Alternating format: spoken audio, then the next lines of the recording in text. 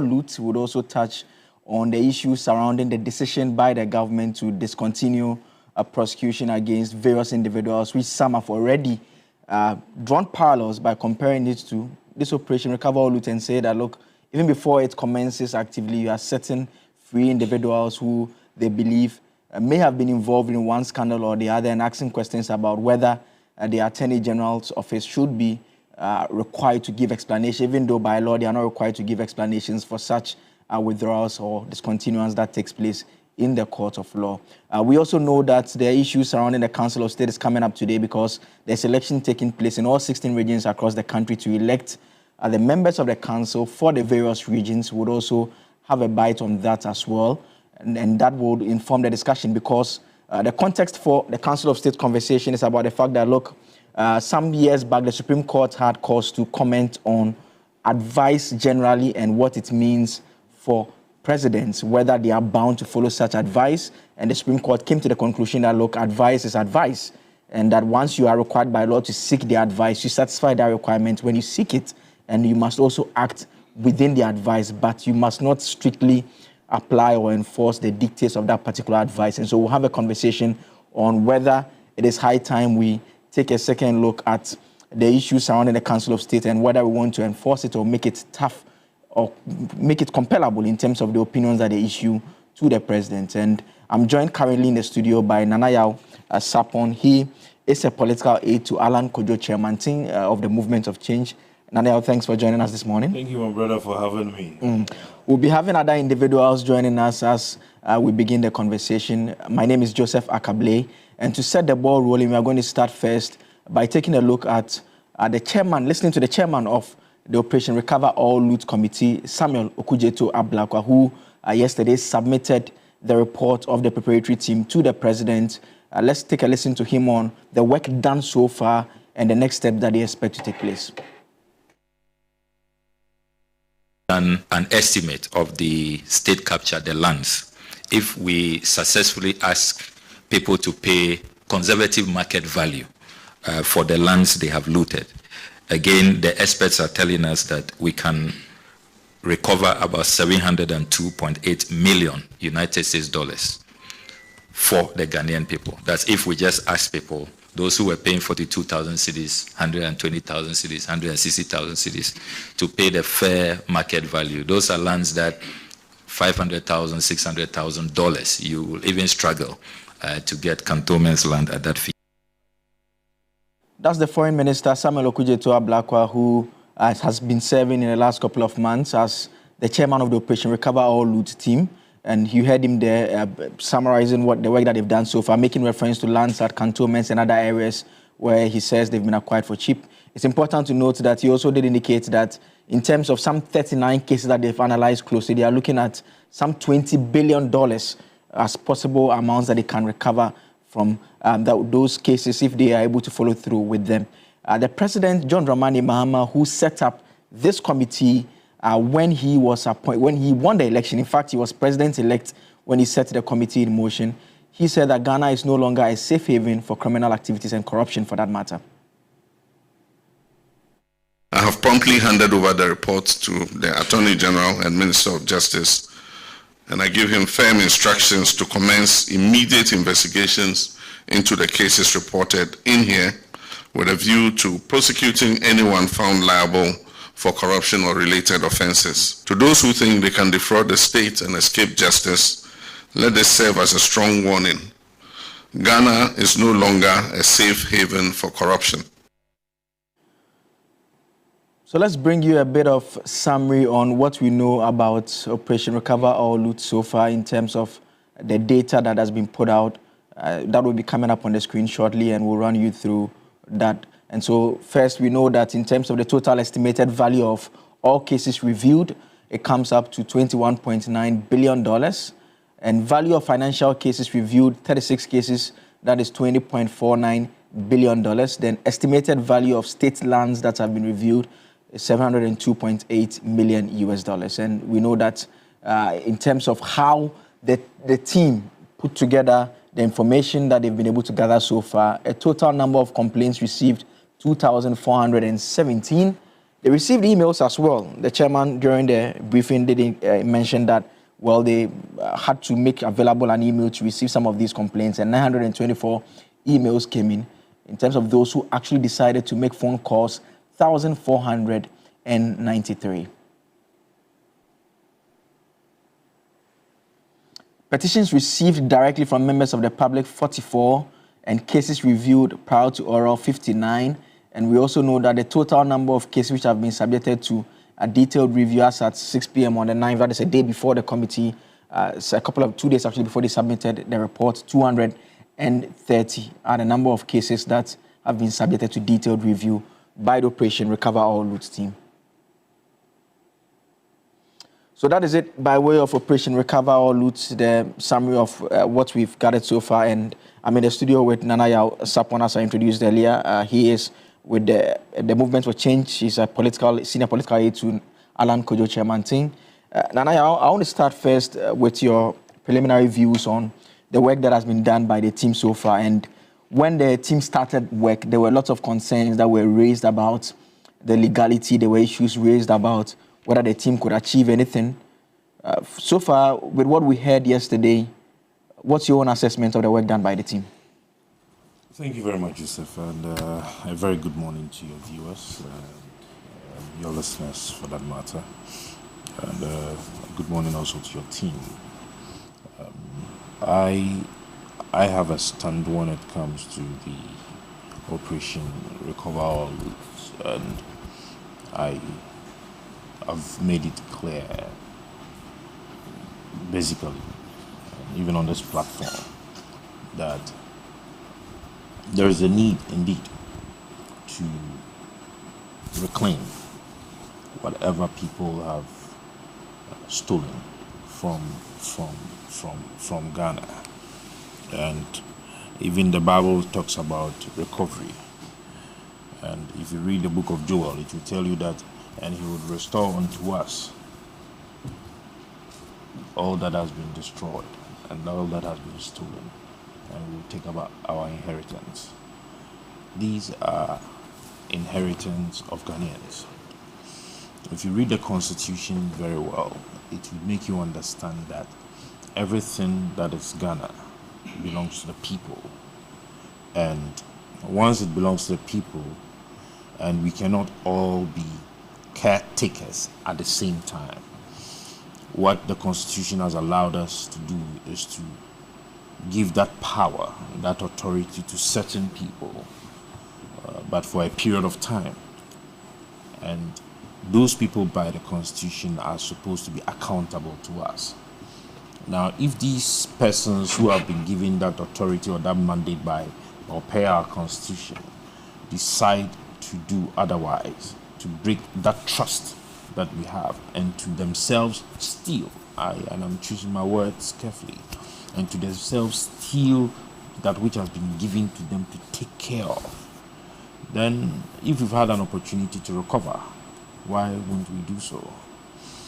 And I have always said that, taking into consideration some of the lands that they are talking about, I have stated that let us bring it into our own cultural settings, in our own family settings, that if you are giving a family land and your father did owe a land in cantonments, and your brothers and sisters have decided to keep it in, trust it in your hands, and that you should care for it, and you decide to sell, in all honesty, would you sell it at the price at which it's being sold, or you buying it now? If the answer is no, it means that you are literally, for lack of a better word, you are literally a thief. You understand me? Because if it were yours, you would not sell it at that price to your own self. Why should you even buy it at that price if somebody is selling it to you? Yeah, absolutely. And the information we have, one such land was sold for about 42,000 cedis in cantonments. And is that the market value? more than 90% of these lands were not even sold up to 50% of the market value. A plot of land in the cantonments and in the Labonis and those areas, airport, residential, are sold in excess of 500,000 USD, equivalent in Ghana cedis. And so if you are buying such a property, a landed property, you're buying such a property below 100,000 Ghana cedis,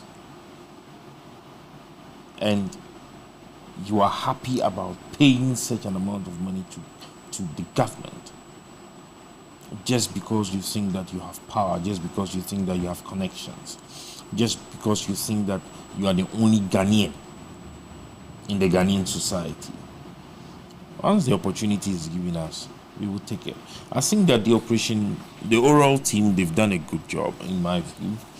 And I sat here and I said that the understanding I got when President John Mahama commissioned the team to start work was that their responsibility was to gather information. Their responsibility was to gather data, put it together, and present it to the president.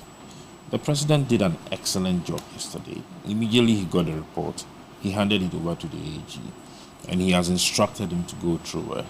And those that have to go through criminal prosecution should go. But we are talking about money. Yesterday, listening to them, I noticed that we could make in excess of 20 billion, if my notes are right. Yeah. And we need money to run this country. And so if we had the opportunity to recover the money, I would not be interested in somebody going to jail. Personally, I will not be interested in somebody going to jail. It's our money we need. If they cannot pay, we take back our property. It's as simple as that. This is my opinion. I have not read the recommendations by the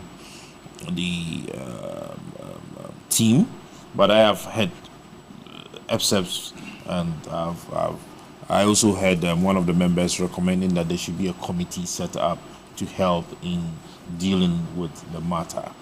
But as a Ghanaian citizen, as a young man who is pushing that there should be job creation in the system, who's pushing that there should be expansions in our industry, who's pushing that we should be able to reduce the housing deficits we have, as a young man who's pushing that our schools should be made better.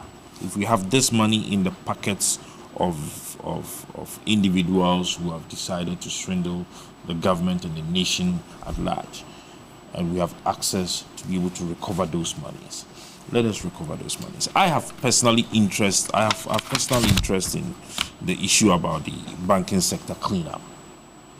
We borrowed money to destroy businesses. Initially, it was to be a little over 12 million. 12 billion Ghana cedis. Now it ballooned to 25 billion Ghana cedis without any explanation. And I asked myself, if we need 9 billion to make these institutions stand well, and we were able to borrow 25 billion to destroy them completely, somebody should answer to it. If we stay a little on the banking issue, for instance, and there are concerns that, look, some of these figures that government is throwing out, it may be very difficult for them to get the monies, because the banking sector, they make reference to the trial of William Atuesi, and the founder of Capital Bank. And even him, he admitted guilt.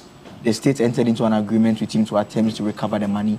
They were just able to recover an insignificant amount, and eventually the court had to even set aside that agreement, and he's currently in jail.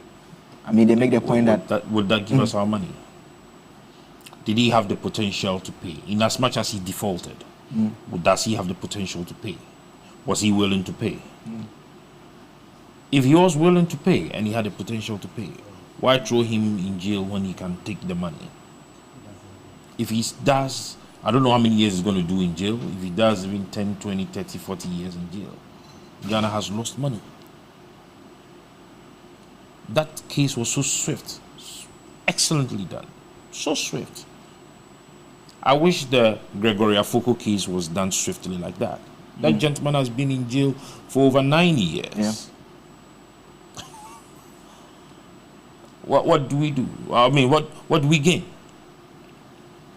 But we have people who decided to set up a cleanup exercise to a tune of 25 billion. I don't know if we understand the quantums of money we are talking about. I mean, related to that, Nana Yahweh, is the issue of the former deputy governor who is now been appointed as the governor. He was also standing trial in relation to the collapse of UT Bank. He didn't set up the cleanup. So as far as you're concerned, you think that he didn't, the further investigation should be targeting former government officials? He didn't sanction 25 billion Ghana cedis into a cleanup exercise. You understand? He didn't sanction that. Look at the cathedral. Someone makes a personal promise to God.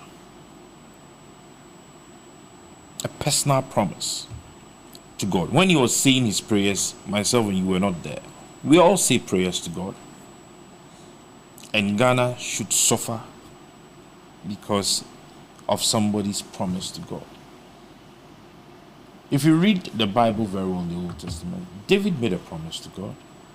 And he further said that he will not do anything that will not cost him. And so when he was going to purchase the land on which he was supposed to build the cathedral, David's story, the one who owned the land was dashing it to him for free.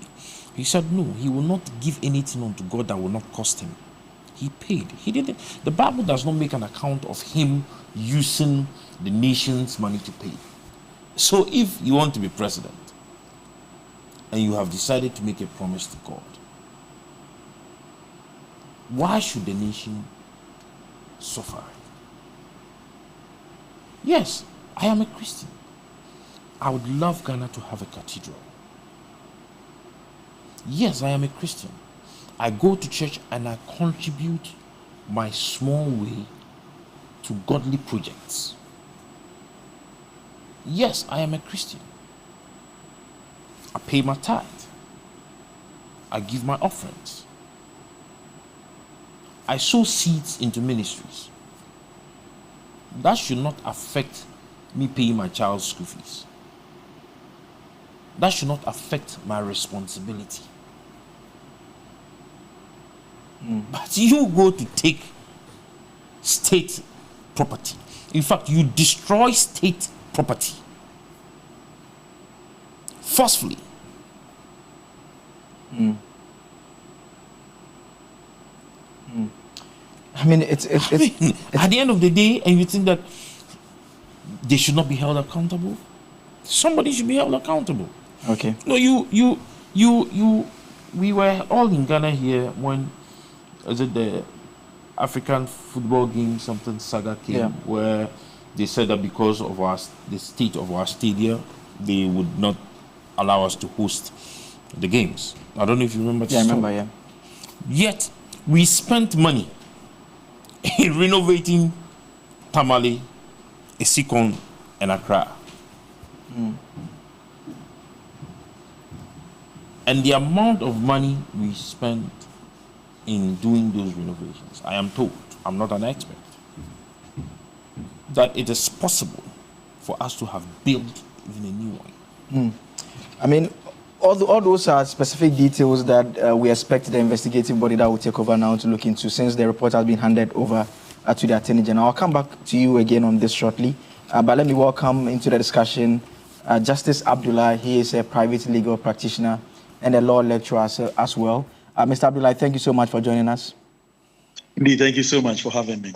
I want to start off with the initial question that I was asking Nana Yahweh about some of the amounts that have been put out by government. They said they've analyzed some 39 cases and they are looking at excess of $20 billion. I mean, you are a lawyer. We know that in terms of our current legal system, it's either you're going to recover through a plea bargain or even under the Section 35 of the Courts Act, where perhaps an agreement can be reached with an accused person, or the court may, once it delivers judgment, it has convicted an individual, it can also give orders for recovery. Recovery generally is not a straightforward matter, as some may seem.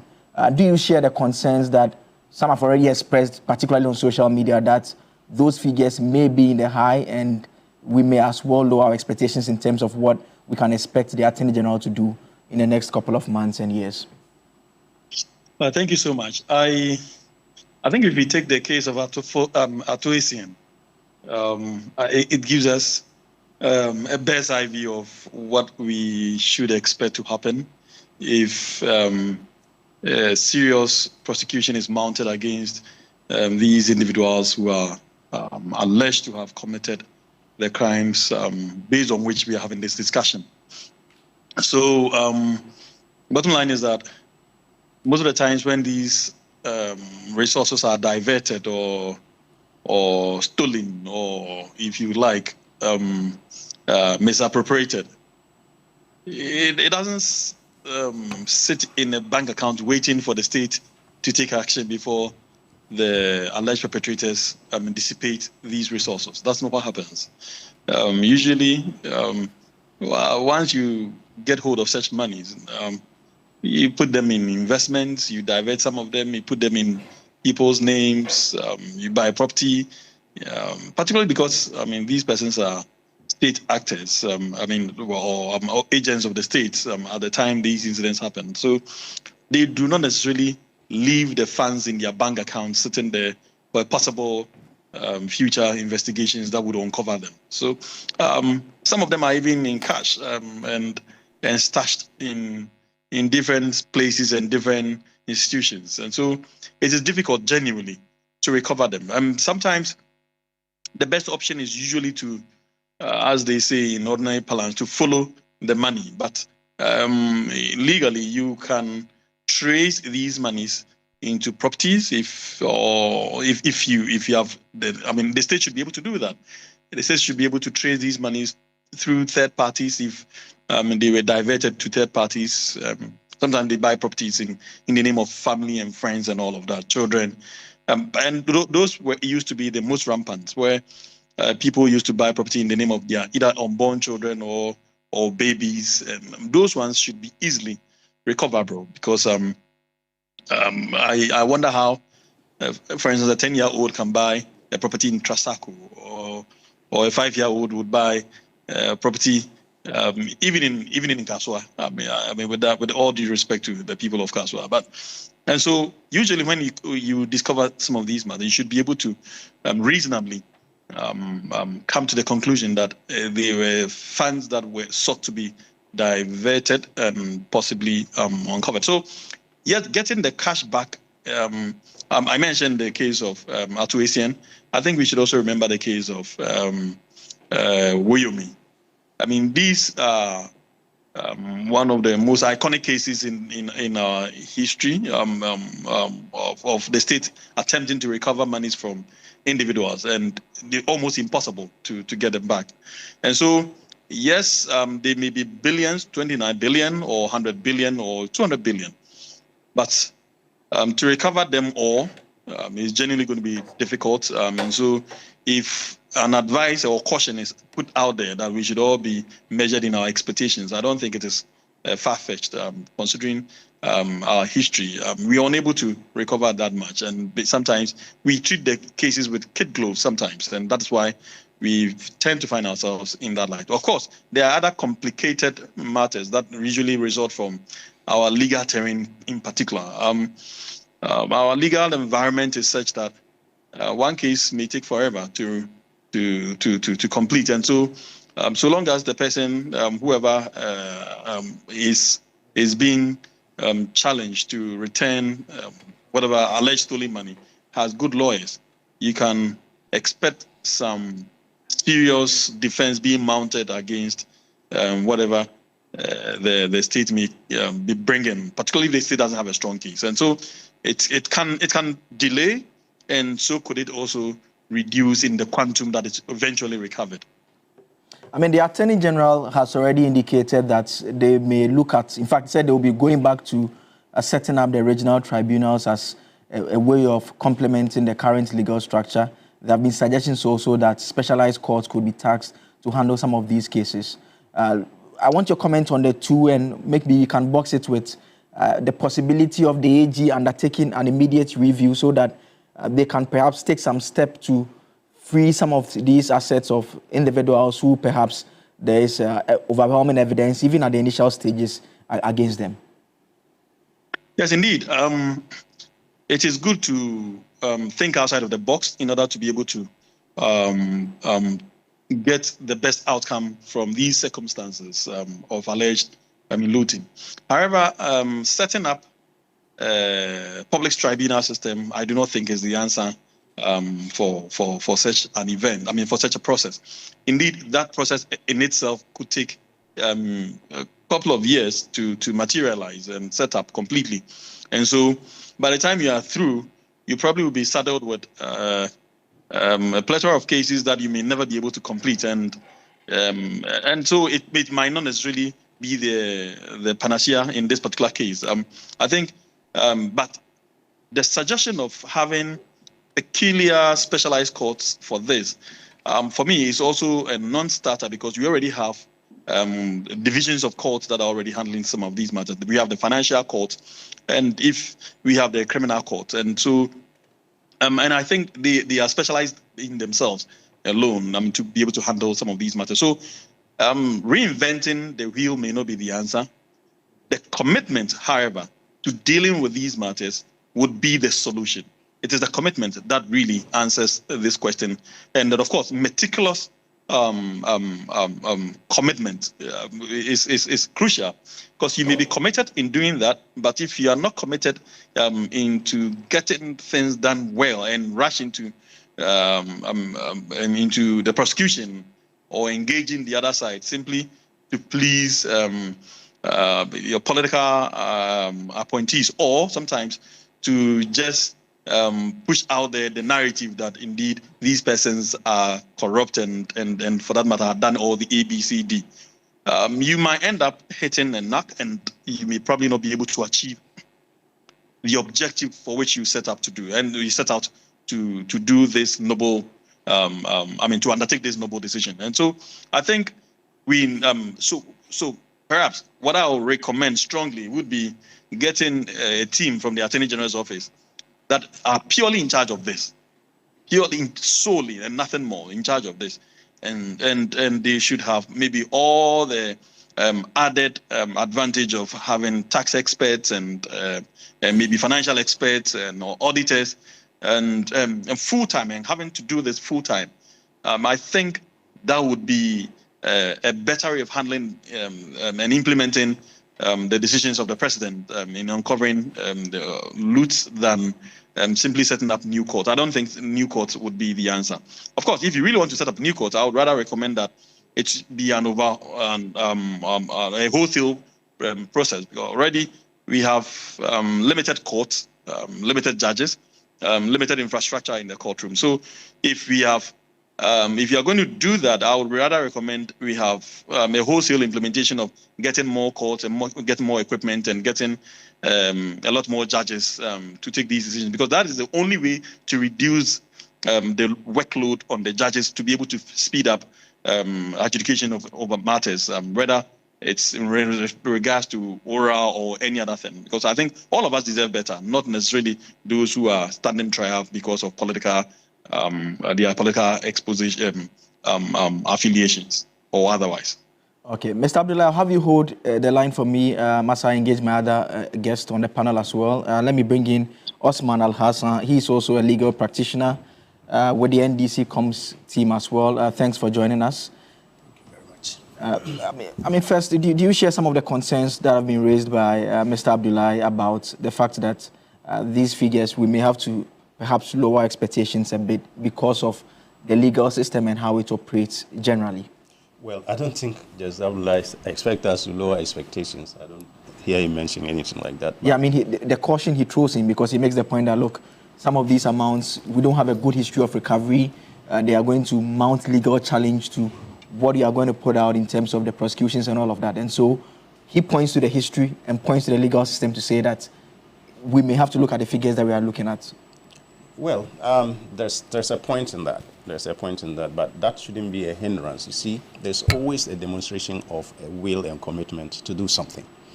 Now, that will and commitment should not be hindered or barred by historical antecedents. Now, a historical antecedent might pose challenges, and those challenges would mean, it only means that going forward, you take steps to correct the historical wrongs and make progress. So, as for those things that they are expected, and I also expect that at least people should lower their expectations, because it's better to be surprised than to be disappointed. But I still am of great confidence that the path that this government has taken is one of the best paths. Because, listen, one of the things that I actually very happy about is the involvement of even the citizenry in this, and the fact that a certain conduit is open for people who otherwise will not be able to give this information, to give the information with confidence that their identities will be. So it is a collective thing. You are involving the citizenry in what we all consider as a loss and the recovery of it. And so, but of course, the delays, they always say justice delayed is justice denied. And even if it is delayed, especially in criminal matters, if they are delayed, it is usually some kind of disadvantage to the accused person, because attending court time and all that is there. And so, for me, the establishment of the return of the regional tribunals will do two things. One, it will expand, it will give more space for us to deal with the backlog of criminal cases in court. And two, you know, by the nature of the regional tribunal, it also opens up another conduit for the participating of the citizenry in the judicial process, because what do they call it? There's usually the chair of the regional tribunal, and you have the sometimes. Yes, the assessors. You understand? So citizens have the opportunity to participate in the judicial, and whatever is the outcome, citizens will have the opportunity to understand that even if there's no recovery as expected, there is a reason why that expectation was not met. I mean, the people of Ghana want recoveries, basically. And, I mean, they make the point that one major reason, in fact, a lot of the criticism that have been leveled against the oral team, if you go outside that criticism, some of the findings that have been put out already by the chairperson, Samuel Okudzeto Ablakwa, if you follow the conversation around it, people were quite concerned, and people think that this should be the point where we draw that red line, and that government needs to show that for once there is a strong fight against corruption. Given that the NDC has just 4 years for now, I mean, with the potential of a possible renewal of the mandate, that puts Dr. Ayeni under immense pressure. And I saw the pile of documents he was handed yesterday. And I do not think, from what we understand, that they are dockets, properly speaking. They would have to develop them, identify witnesses, put together the evidence for each of those cases. That is a lot of pressure to put him under. Well, I mean, the work of the Attorney General in itself, even without oral, is pressure. Pressure in the sense that there is expectation. But we should also remember that the Attorney General is also the minister responsible for justice. And justice is not for one side. And so, for me, the information received is just the beginning. It's just a starting point. He's now going to look through it. Perhaps there are certain aspects of the information that need to be complemented to constitute proper, or to satisfy the standard of proof of certain things, which the oral committee, by virtue of their nature and powers, could not obtain. Because there might be a lot more of the evidence yet to be retrieved from the various institutions and all that. So it is the duty of the Attorney General to look through the information, see what is missing in terms of the standard of, in terms of evidence for purposes of criminal trial, and take steps to obtain those pieces of information, and then mount the criminal process. Does the NDC as a party share the view that your electoral fortunes potentially could be tied to how well you handle this particular issue? No doubt about it. There's no doubt about it that people expect, and the fact that people, majority of people, well, I won't say majority, many people understand, they think that Ghana has lost a lot over the 8 years period of the previous government, and they have information about it. And so that is an expectation from the people. And the mandate of the government comes from the people. And so for me, of course, from all the things I hear around me, one of the cardinal things that people expect this government to do is to hold the previous government to account on some of these losses that the state have encountered under their watch. And so the recovery of what is lost to the state, if there is anything lost to the state, is very important to all of us, every citizen. And that will depend on the work of the Attorney General and, of course, the OSP and the other investigative bodies who are in charge of the criminal process. And so I agree that the mandate of this government is really is tied to the expectation of the people on the success of the world. Nana, the various pieces of information have basically been handed over to the Attorney General at this stage. Given all we know about the current state of the information, what they ought to do, the limited mandate of the government, I mean, what do you expect to happen immediately? And perhaps maybe you could have a bite on some of the concerns that have come so far. When you say the limited mandate of government, what does that? I mean, in the context that the current president has a 4-year mandate. There's the potential that he may get an extension. But, I mean, that is a potential that we can discuss much later on. How many months did it take them to do a cleanup in the banking sector and to throw tuition into jail? I mean, once the government wants to pursue, they will pursue. I think, and that leads me to the call by the Attorney General that he's going to put up or bring back the regional tribunals. Yes. I'm not a lawyer, but I see that in the Constitution. It's part of our court structure. Yeah. And I would ask him this question anytime I see him, that what is the essence of bringing back the tribunal when you can invest into the existing court structure, multiple sittings, so that we are able to even make good use of technology. All right. See, if you look at the work the oral did, they've done the two most basic and important work of an investigator and a prosecutor, for that matter: information gathering and information analysis, in my view. And I say it again, I'm not a lawyer, I'm not an investigator. But what we know is that for you to pursue an investigation, you need information. You need information, yes. For you to pursue, after you have gathered the information, you need to be able to put the information you have gathered into perspective. You need to be able to disintegrate the information, put them in proper terms. You get it. Now, the oral team has helped us by doing that.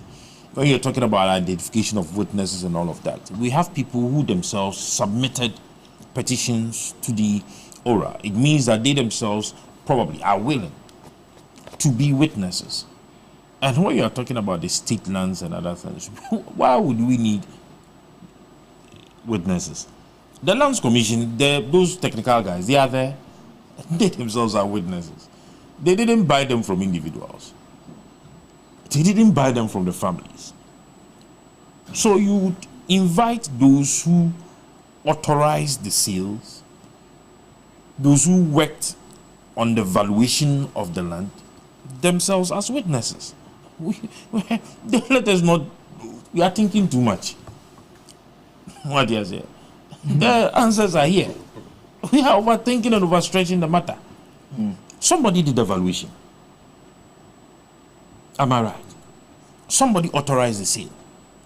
Somebody received the money. Many lawyer knew. Can all these people be witnesses? Do we have to look beyond this box? You get it? So if all of these persons are there, then we have a case. Well, if you are a valuation officer and they've taken you to cantonment to value a property, and you look into the face of Ghanaians and tell us with the addresses you saw around. I have a godmother, lawyer Charity Dumo. She tells me that when you're buying a property, buy it at where you have an address. You understand me? Yeah. Looking at the addresses around, and you can sell or value that property below 100,000 Ghana cedis. Technical school no going away. I mean, the point you just to circle back a little, the point you made about the tribunals during Dr. Ine's vetting, he did indicate that first and foremost the legal system provides for it. He makes the point also about the complementary nature, and so it complements. That's why I didn't take it out. I said yes. that is what our constitution provides. Yes. It's part of the structures. Yeah. But once they are they are no longer in existence, or we've decided to just blow our eyes over it, and we have money, why don't we rather invest in building the existing structure that we have, providing them more with infrastructure, that they can, workable infrastructure, that they can improve the efficiency of their work. You understand? Because we need to improve effectiveness and efficiency. And this boils down to infrastructure.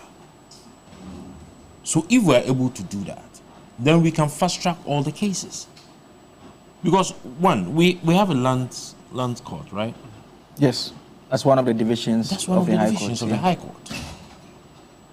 In fact, it's one of the most busiest divisions of the court. Yes. You go there and every single minute there is a case. Yeah.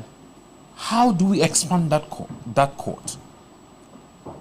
What infrastructure can we give them to be able to fast track these cases? Because some of these cases have been there for years. Even to authenticate documents is a problem sometimes. Because some of these papers are 80 years, 100 years, 1,000 years old. How do you even go about the forensic auditing of some of these documents? What infrastructure support can we give them? We should not just talk about bringing back, but how do we improve? And that's something we need to look at. And you see, this oral teamwork they have done, we should be looking at the positives rather than criticizing them. And I as I said, I didn't have the opportunity to read the entire summary of their report. But per what I have read, there is the need for us to have a review of our asset declaration law. We need. I mean, that has been one conversation that has been on for quite a long time. I think the gentleman that you just interviewed, the one you had Justice on, Abdullahi, yes, he made mention about 10-year-olds, 15-year-olds owning properties in Ghana, my brother.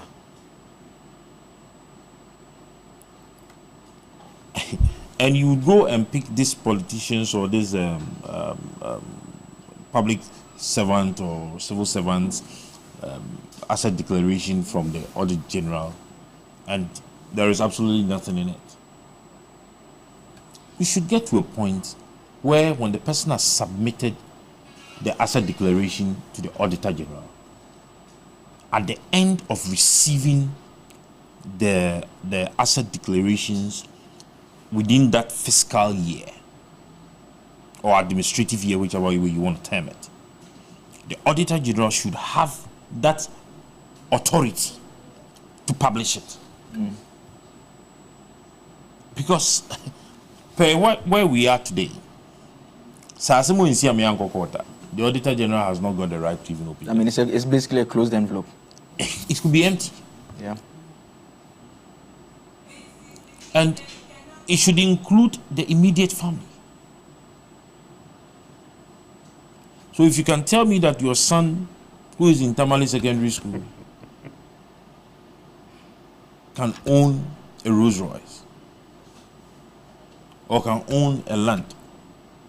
Recently, I was listening to one of our parliamentarians who was talking about being married at the age of 23, and at that age he had a company that was able to get a $5 million loan from a bank. You're referring to the minority leader. Let's be. You're referring to the minority leader, correct? Is that correct? I've not mentioned anybody's name, but let's be real. 23 years. The facts you're alluding to suggest you are referring to him. Yeah, okay. He set up the company, let's say, when he was 10 years. And so the company grew to the extent that he was able to acquire a loan, not from a local bank, from an multinational bank, $5 million to invest in his company. So, me and you, we don't know banks. You see, some of these things, we need to be real. You get it? We have to have a real look at our asset declaration. Because if they did publish it, and then we know what they own, how much is in their accounts, and tomorrow they come to tell us a different story, we can tell. And for tracing and tracking the monies, we know how these people keep their monies. Some transfer them into foreign accounts, some buy stocks, some buy shares, some buy equities, some buy real estates. If they are not buying them in their names, they are buying them in the names of families and friends. You get it? Yeah. You can't tell me that you own so much equity in a bank, shares in a bank that pays dividend, and it does not reflect in your lifestyle. In as much as we are dealing with the asset declaration, we also go into lifestyle audit. All right. Let me bring Justice Abdullahi back into the conversation. Mr. Abdullahi, if you can hear me, there's a question first about the asset declaration regime. The president, during the receipt of the report, did indicate that there is a code of conduct for public officers that will be outdooring shortly, and he expects a strict enforcement of that. We know that the previous government had also attempted to have a new code of conduct for public officers available. And Nana Yao makes the point that has been made multiple times that it's important we undertake verification for asset declaration, and also that it's also published as well. Do you share the view that this is something that we should not even be talking about now? We should strictly just make it into law quickly and have it in place? Well, indeed, these have been my recommendations for the past 10 years, if you've been following me on the issue of asset declarations and the matter surrounding that. I've consistently stated that when it comes to asset declaration, the regime we have presently does not help in asset. In fact, it's not asset declaration. It's really much about nothing. And so, I mean, it's not a serious attempt to fight corruption. And I have provided several recommendations as to how to deal with these matters. And among them includes not just the tracing, but also verification. Tracing, verification, I've also provided for the auditing, in fact, which comes along with the verification of the assets. And then, of course, then that most of the times would unravel a lot of issues. When it comes to the publication bit of it, I do not think that I have major challenge with it, so long as these two in particular are done, because these two would determine, would at least give to the authorities the benefit of knowing what was actually provided for at the time of assuming office, and indeed at the time of exiting office. Now, once we have these, obviously, and of course, strict compliance with them, not the current state where people can determine to comply with them as and when they feel good about it, and just with the hope that at the time they are being compelled to comply with it, they would have amassed as much as they wish. And if you remember, I think about 3 or 4 years ago, Manasseh's Fourth Estate conducted some deeper research into this area and uncovered that almost all the four most important persons in this country had not declared their assets, and that included, at the time, I think the Chief Justice, some members of the Supreme Court, I think the Vice President, senior ministers of states, and I think the President, among other persons. And I think a complaint was lodged by ASEPA against some of these personalities. I believe that at the time it was Chief Justice Enimi Eboa. And what did Shraj do? Simply an order for him to comply with it. And that ended the matter. Yeah. Now, if you have this kind of assets declaration regime, and the authority to enforce it is such a kind of authority that does not is not interested in enforcing the law, I can admit that indeed an order for the person to comply with is part of the processes, the remedial measures provided for under the law. But that is clearly not punitive, and that is not encouraging. And so it's a holistic matter that we need to look at if really we want to fight corruption from the point of view of our asset declaration, because what the current system is completely a non-starter, and there's much ado about nothing, as I've already indicated.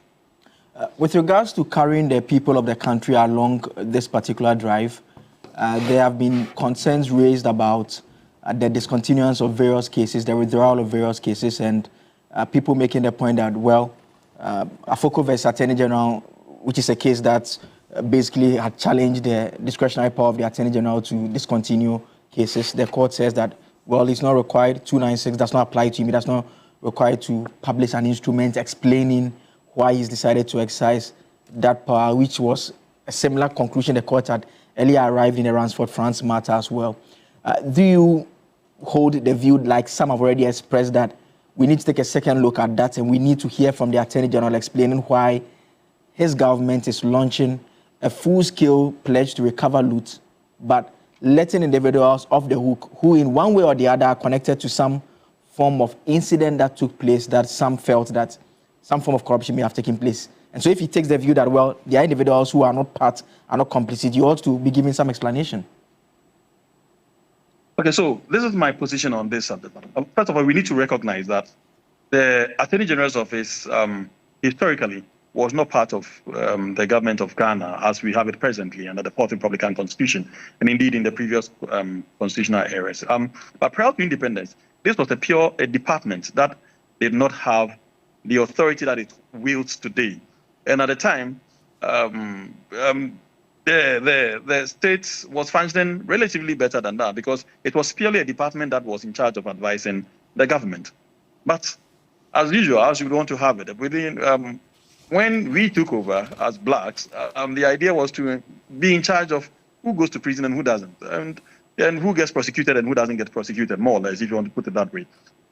Naturally, that's when you give the politician the control over some of these determinations, it becomes a bit of a challenge because of the series of conflict of interest that arises along the way. It is what has led us to this point. And if you remember, I think it was the former Attorney General who said that, well, so long as he sits in cabinet with his colleagues, you do not expect him to mount a serious prosecution against them, even if they are found to have done anything wrong. And this is as true as we want to have it in this country, because really, it's very difficult because of the nature of our politics and our culture. It's difficult to sit in cabinet with someone, dine with a person, and then the next day put him before a court of law to prosecute him because he is engaged in one form of crime or the other. But that was the basis for setting up the OSP. My point here is this. if we really want to get ahead with the prosecution of matters and the exercise of the knowledge prosecution and other things associated with it, we probably may need a different set of minds going forward. And this set of mind would also include amendment of our various laws, because presently, as has been affirmed by the Supreme Court, the Attorney General does not, is not mandated to explain to anyone why he exercises the kind of decision he exercises in his discretion as to whether to prosecute or not to prosecute someone.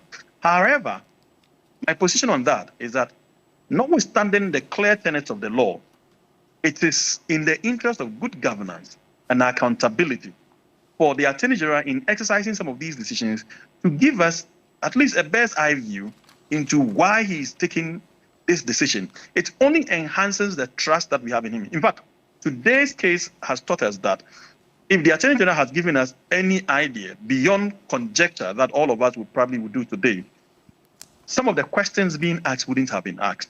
But let's all be reminded that this is not the first time the Attorney General is exercising this decision.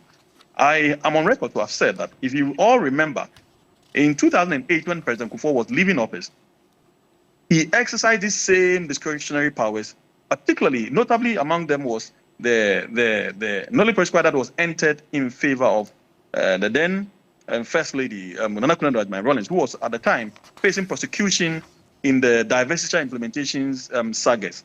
And so this isn't the first time, and so this will never be the last time we would witness the Attorney General exercising some of these decisions without any explanations. The President Kufuor at the time did not give anyone an explanation, and it was the same MPP, at least in government, that exercised the same discretionary power without anybody questioning the Attorney General at the time in undertaking some of these decisions. And a lot of other people have benefited from this kind of discretionary powers. But I believe that after 30 years of exercising these this particular authority under the Fourth Republican Constitution, we should move on to the stage where we would give the people of Ghana explanations as to why certain decisions are taken. It would only enhance the transparency with which some of these decisions are undertaken, and it would inure to the collective good of all of us, because people would then not have question marks as to why these decisions are exercised. I can project into, or at least try to understand from the Attorney General's mind on this particular issue, that obviously the previous Attorney General or the previous government was prosecuting some of these persons purely on the basis of political affiliation, and of course to also push forward the narrative that they had succeeded in making Ghanaians buy, that indeed the previous Mahama administration was a corrupt administration. And so the only way to convince Ghanaians that indeed the previous administration was corrupt was to mount these prosecutions, which eventually did not yield the desired result. And so naturally, one would expect that when this government comes into office, this decision was going to take. Mind you, remember that all these persons, the allegations against these persons commenced at the time that the Mahama #1 was in office. And at the time, the government's position was that they had not committed any crime. And so no prosecution took place against them. And remember, President Mahama's time, in the first era of President Mahama's time, he prosecuted several of his own appointees when they were found to have corrupted themselves, or alleged to have corrupted themselves. And these persons were not government. The decision at the time that it was in office when these crimes were alleged to have committed. If you can understand it from this perspective, then naturally you wouldn't have to even ask questions, unless, of course, your intention is to cause mischief. Otherwise, really, I think it's a non-starter when the position of the government was known at the time the crimes were alleged to have committed. And so this decision coming today shouldn't be a surprise to anyone. I mean, if we get to the level where we change the framework to allow some explanation to be given, do you share the view that potentially that could also mean that we should bring it under judicial review as well, so that if the reasons are put out there and someone disagrees with it, the fear is that, well, he could go to court and seek the court to review that, and the AG may be compelled to go back to court and prosecute that person? Well, I do admit and understand where you come from, except that my position is that we do not necessarily need a legal, either an amendment of the law to get to that point. I think that all of us should start right from now to give explanations to some of these decisions. I think it's only reasonable and logical that if you, doing that helps all of us from making the level of progress that we need to make in our constitutional democracy, and rather than making everything a legal issue. Because once you make it a legal issue, then all these questions that you're asking comes up. Because if you take a legal decision that is not, that one person believes is not in consonance with the law, obviously, whether by way of judicial review or by way of any other challenge, the issue would end up in court. And then you rather be dealing with the decision to prosecute or not to prosecute, rather than the prosecution of the alleged crime itself. And so you just imagine if it takes us 5 years, considering our legal systems, it takes us 5 years to determine whether or not the person should have been prosecuted. How long would it take us to do the actual prosecution of the crime that is in issue? So if you look at it from that angle, it is just reasonable that much as it is desirable to amend the law to reflect the position that you drive at, I would rather, in the interest of democracy, in the interest of rule of law, in the interest of accountability and transparency and probity, in light of these, if we go ahead of the law by giving reasons, logical ones for that matter, for the prosecution of for entering nolli prosequi in particular, it would be good. But see, when you get to that point, then one would also extend the argument that should we also have explanation as to why 10 people would commit a crime and maybe 5 of them will be prosecuted and the rest left off the hook. There must be answers to that as well. And so then you may probably end up overstretching the issues, because really sometimes by the nature of the discretionary powers of the Attorney General, he can arrest 100 people for committing a crime, but decide that he will use 2 or 3 of them as either prosecution witnesses or for other reasons, not to prosecute the others, and rather move ahead by prosecuting the remaining ones for good reasons, sometimes for genuine reasons. And so let's not tie the hands of the Attorney General in exercising his discretionary powers, because it might not help us in the long run. Thank you very much, Justice Abdullahi. Justice Abdullahi is a legal practitioner and a law lecturer as well. He's joined us via Zoom for this important discussion. And I'll come first to you, Osman. Where do you stand on this concern about the need to provide some explanation, especially because we want to bring everyone on board and assure people that this is not something that the government is doing to simply go after political opponents by first freeing politically aligned individuals who may have fallen foul of the law or perhaps were wrongly prosecuted? That's the view that your party holds. Well, but before that, I would want to make a little comment about asset declaration. Okay, that's right. It's very important. I think in 2018, myself as a lawyer, I took a matter to the Supreme Court based on asset declaration. You know, it's a constitutional requirement, and that you need to declare your asset before the assumption of office and after you leave office. Yes. Okay? That is very important, because we need to know what you have before you assume the public office and what you have after you have exited the public office. Now, it's a constitutional conduit by which we can actually fight corruption. But I was disappointed by the posturing of the Supreme Court in this. I took the matter between Dynamic Youth Movement and okay. Ken I remember, yeah. I did that case. A part of Sparrow's group. Yes. Yeah. I did that case. And what were the issues? It was about the bond issue. Yes. And someone took the matter to Shraj. Shraj, yes. And Shraj came to the conclusion. And Shraj was a fact-finding institution. So we are telling you, we are bringing this matter to make a declaration that what he has done by failing to declare his asset before assuming office is a violation of that constitutional provision that required him to do so. And maybe make consequential order and say he should declare his assets or something of the sort, and maybe some remedial measures. But the Supreme Court, I was very, very shocked to the marrow when the Supreme Court held that because there was no issue of interpretation regarding the provision, they didn't have jurisdiction to enforce it. I see. I mean, that was preposterous.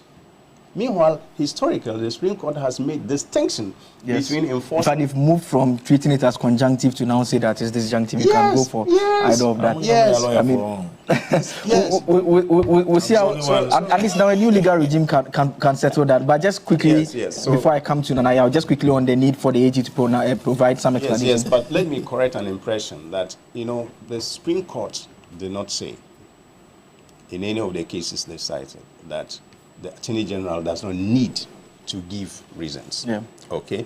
Now, in Afoko and the Republic, what really happened was that the challenge was actually, there's a requirement under 296A, so that before you exercise, 296 questions the exercise of discretionary power, and it says that if a statute or this constitution confers, 296. 296. I think it should be the D, the one about the need for an instrument, correct? Yes, the need for an instrument. Yes, for an instrument. Yeah. Now, that instrument is to give the circumstances under which you exercise the discretion. And it is fair. It's a fair requirement. So that if everyone, the public will know that, okay, if you fail to do this, then this is the decision I take. If you do A, B, C, this is what I will do. So it guides the exercise of the discretion of the person who has the authority to do so. And so 296 also make a requirement that once a statute or the constitution confers on an authority discretion, that authority is under a duty to be fair and candid. Yeah. Okay? So those requirements, actually, the Supreme Court in that case only held that the instruments laying in respect of the exercise of the Attorney General discretion to either mount a criminal case or discontinue it is unnecessary. Okay. But they agree that the fairness aspect, still apply. The conduct, still apply. If you think that it is unfair for the Attorney General to discontinue a matter, a criminal matter, the Supreme Court has jurisdiction to question that. Okay.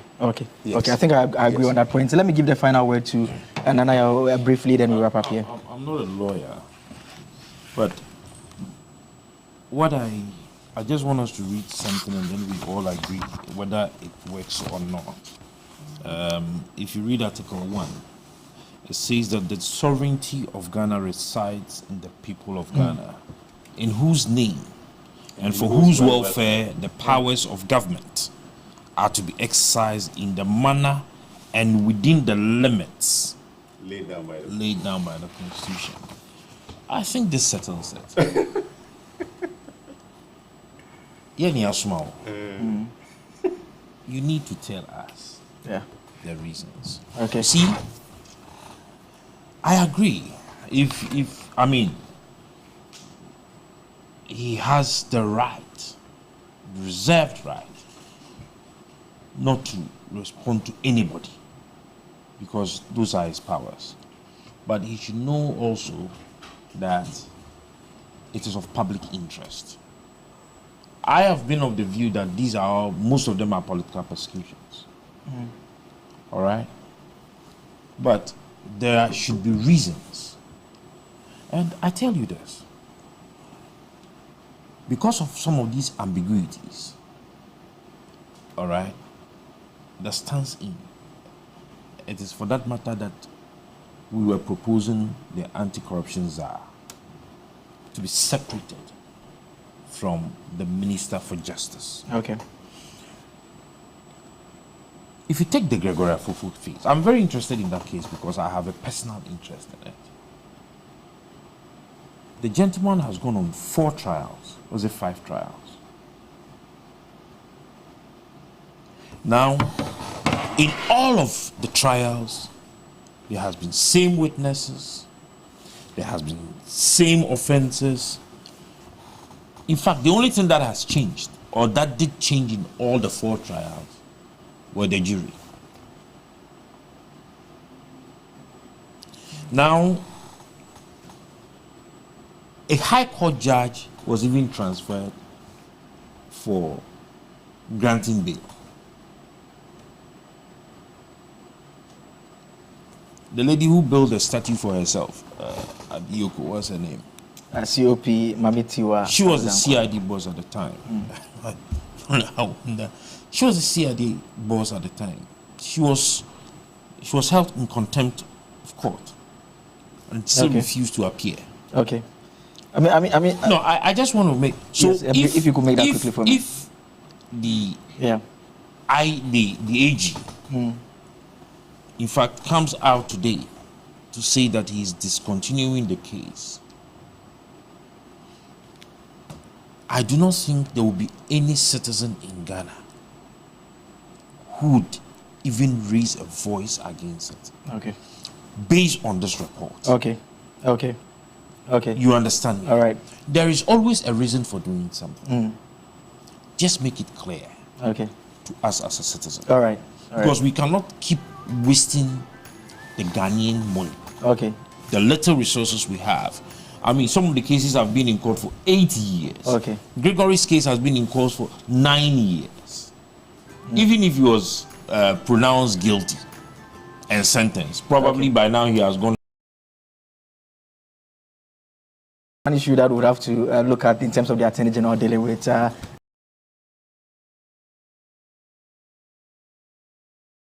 is with the NDC communications team and a legal practitioner, Nana Osapon. Much later on, Phyllis Kwach.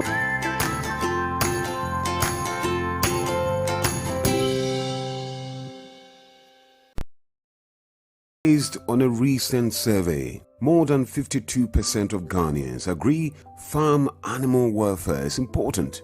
65% of Ghanaians believe hens live happy and simple lives free from needless pain. But in reality, they are trapped in tiny cages, subjected to stress and suffering their entire life. There is, however, a better way of preventing them from going through unnecessary pain. Imagine a world where hens are able to roam freely. Give hens the lives they deserve and say no to hen suffering.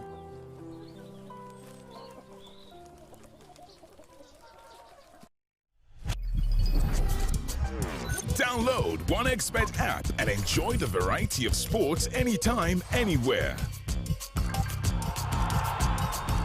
OneXBet app, at the heart of the game.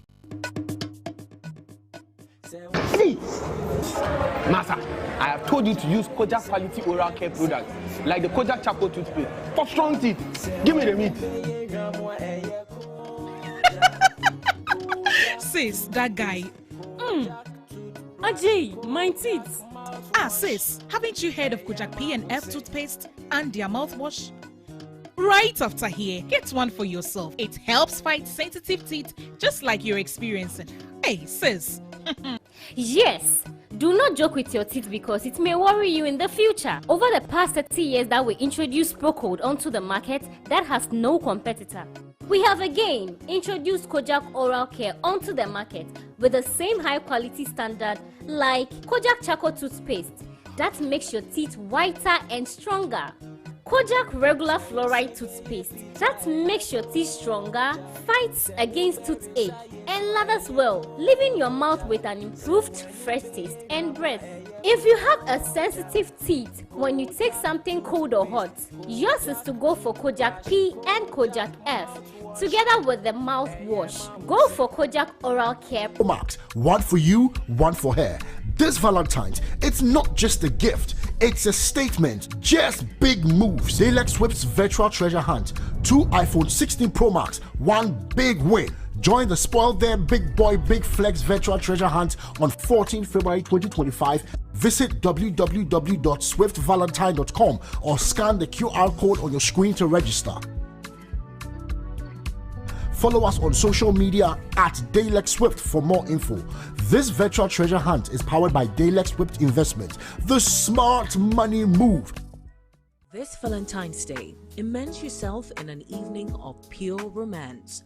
Under the soft glow of the moonlight, let love take center stage at Moonlight and Roses, a romantic Valentine's dinner at the Movenpick Ambassador Hotel in Accra. Friday, February 14th at 6:30 p.m. sharp. Enjoy a night filled with live band performances, a special guest artist, exclusive gift for couples, romance, and a lot of love. Call 0247 120633 or 0302 661100 and resolve your sports now. And let love reign this Valentine's Day. Moonlight and Roses is proudly brought to you by TV3, 3FM, and Movenpick Ambassador Hotel, Accra. Valentine's Day, 14th February, we're giving you the ultimate escape. It's Valentine's Cash Out and Chop Love. 5 lucky winners and their partners will enjoy a fully paid weekend getaway at a luxurious hotel with massage, boat rides, swimming, sightseeing, and endless romance. It's easy. Just dial *439# and select option 8, MG Jackpots. A ticket is only 10 Ghana cedis. The more you play, the more you stand a chance being part of the winners. This campaign is in partnership with Radio Entertainment Ghana and approved by the NLA Caritas platform.